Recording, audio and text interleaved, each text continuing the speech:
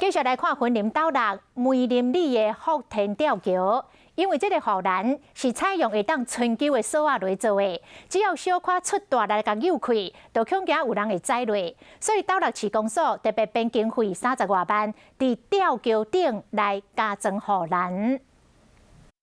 位伫吊桥边的锁啊，小可出来就扭会开，而且头阁软会过，就惊讲若无细致，有囡仔伫吊桥咧耍的时会发生意外。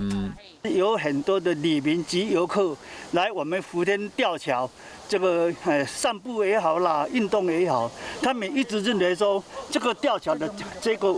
原来的这个网是太宽了。